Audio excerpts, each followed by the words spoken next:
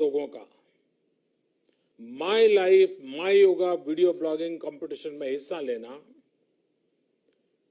इस बात को दिखाता है कि योग के प्रति उत्साह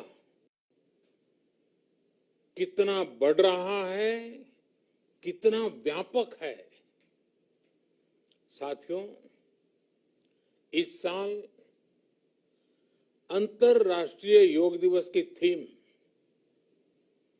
yoga at home and yoga with family ये तय हुई है। आज हम सब सामूहिक कार्यक्रमों से दूर रहकर घर में ही अपने परिवार के साथ मिलकर योग कर रहे हैं।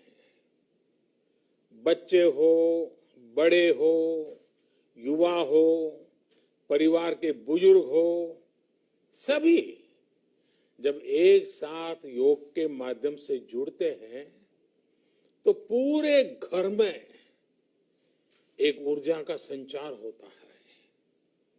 और इसलिए इस बार का योग दिवस,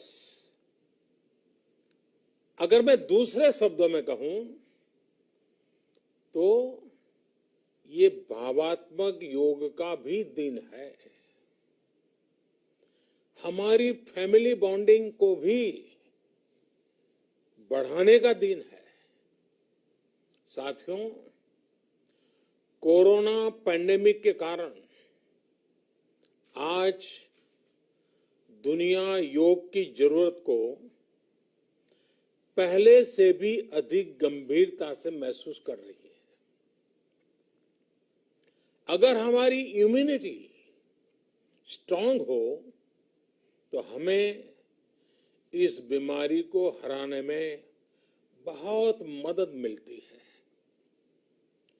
इम्यूनिटी को बढ़ाने के लिए योग की अनेक विधियां हैं, अनेक प्रकार के आसन हैं। वो आसन ऐसे हैं जो हमारे शरीर की स्ट्रेंथ को बढ़ाते हैं, हमारे मेटाबॉलिज्म उसको शक्तिशाली करते हैं। लेकिन कोविड-19 वायरस खास तौर पर हमारे श्वसन तंत्र यानी कि रेस्पिरेटरी सिस्टम पर अटैक करता है। हमारे रेस्पिरेटरी सिस्टम को स्ट्रांग करने में जिससे सबसे ज्यादा मदद मिलती है वो है प्राणायाम। प्राणायाम यानी एक प्रकार से ब्रीथिंग एक्सरसाइज है। सामान्य तौर पर अनुलोम विलोम प्राणायाम ये एक प्रकार से पॉपुलर भी हैं, आप भी जानते हैं और लोग भी जानते हैं, करके भी दिखाते हैं। ये प्रभावी भी है। लेकिन प्राणायाम के अनेक प्रकार हैं।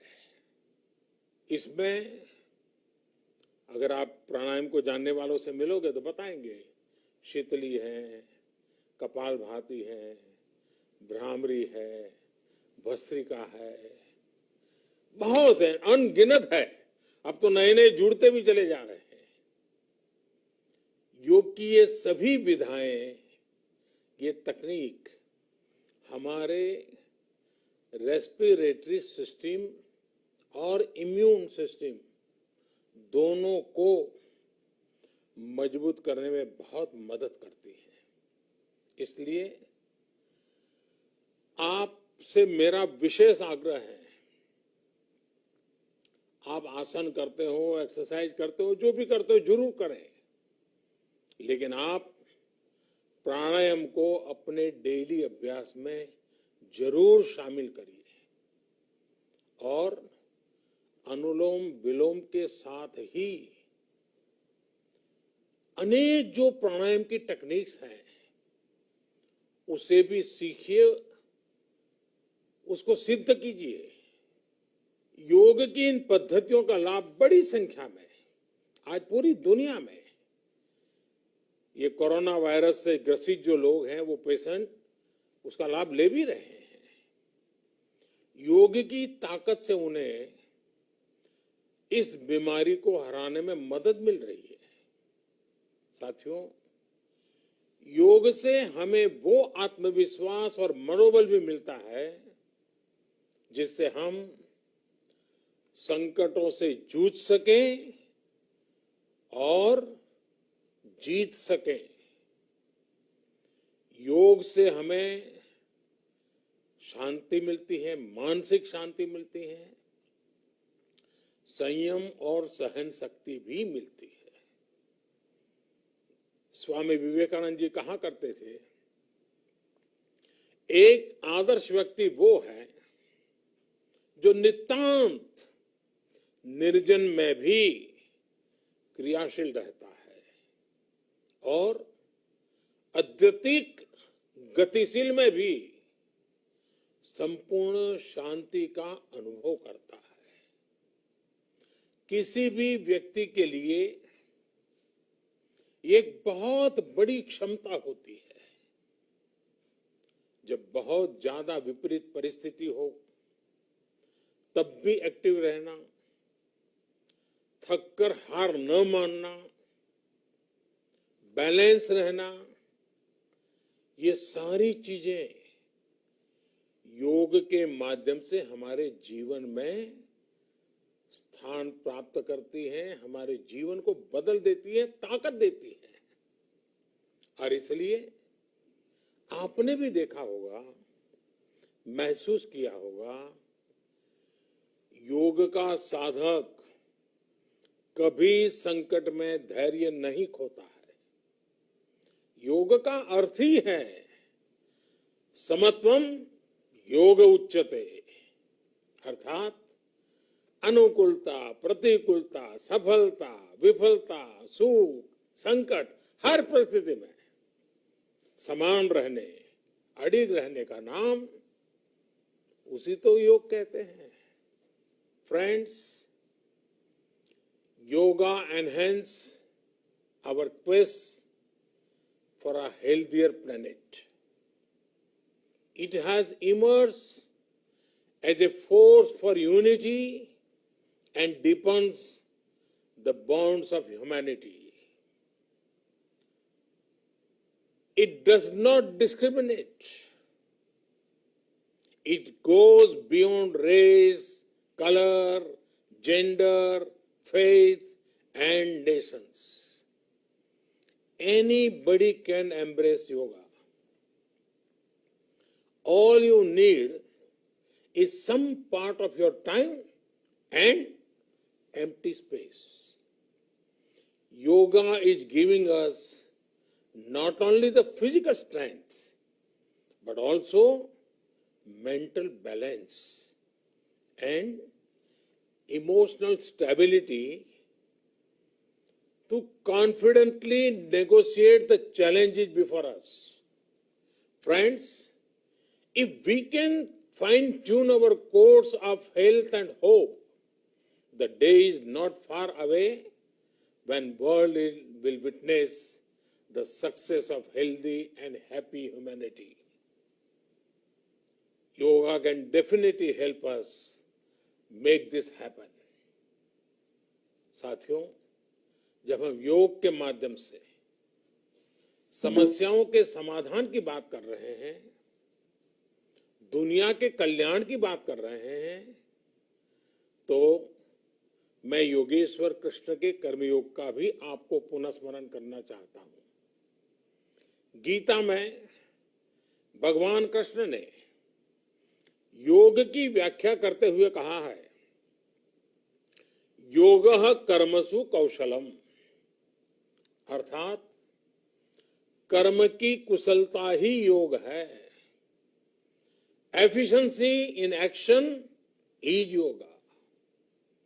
ये मंत्र सदा सर्वदा हमें सिखाता है कि योग के द्वारा जीवन में अधिक योग्य बनने की क्षमता पैदा होती है अगर हम अपना काम अनुशासन से करते हैं, अपना दायित्व निभाते हैं, तो भी एक तरह का योग ही है। साथियों, कर्मयोग का एक विस्तार और है। हमारे यहां कहा गया है, युक्त आहार विहारस्य युक्त चेष्टस्य कर्मसु युक्त स्वप्नावबोधस्य योगो भवति दुखा। अर्थात सही खान पान, सही ढंग से खेलकूद, सोने जागने की सही आदतें और अपने काम, अपनी ड्यूटीज को सही ढंग से करना ही योग है। इसी कर्मयोग से हमें सभी तकलीफों और समस्याओं का समाधान मिलता है। इतना ही नहीं, हमारे यहां निष्काम कर्म को बिना किसी स्वार्थ के सभी का उपकार करने की भावना को भी कर्मयोग कहा गया है। कर्मयोग की ये भावना भारत के रग रग में रची बसी है। जब भी जरूरत पड़ी, भारत के इस निस्वार्थ भाव को पूरी दुनिया ने अनुभव किया है। साथियों, जब हम योग से चलते हैं, कर्मयोग की भावना से चलते हैं, तो व्यक्ति के तौर पर, समाज के तौर पर, देश के तौर पर हमारी शक्ति भी कई गुना बढ़ जाती है। आज हमें इसी भावना से संकल्प लेना है। हम अपने स्वास्थ्य के लिए, अपनों के स्वास्थ्य के लिए हर संभव प्रयास करेंगे। एक सजग नागरिक के रूप में हम परिवार और समाज के रूप में एकजुट होकर आगे बढ़ेंगे। हम प्रयास करेंगे कि yoga at home and yoga with family को अपने जीवन का हिस्सा बनाएं।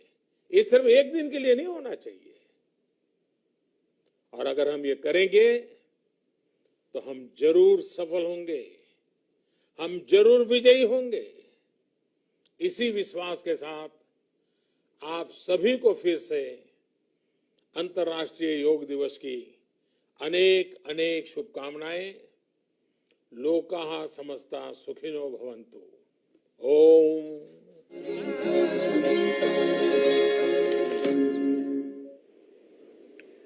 माननीय प्रधानमंत्री श्री नरेंद्र मोदी जी का अंतर्राष्ट्रीय योग दिवस के उपलक्ष्य में राष्ट्र के नाम ये संदेश, हम उनका बहुत बहुत आभार व्यक्त करते हैं कि उन्होंने हमें योग से पुनः जोड़ा, उसके महत्व के बारे में बताया। ह्यूमैनिटी, कम्युनिटी, ह्यूमैनिटी, इसकी उन्होंने बात की कि योग जो है वो हम कर्म की कुशलता की जब बात करते हैं तो जीवन में आगे का हमारा मार्ग स्वतः प्रशस्त होता जाता है। बिल्कुल, माननीय प्रधानमंत्री नरेंद्र मोदी जी खुद एक योगी हैं, योग साधक हैं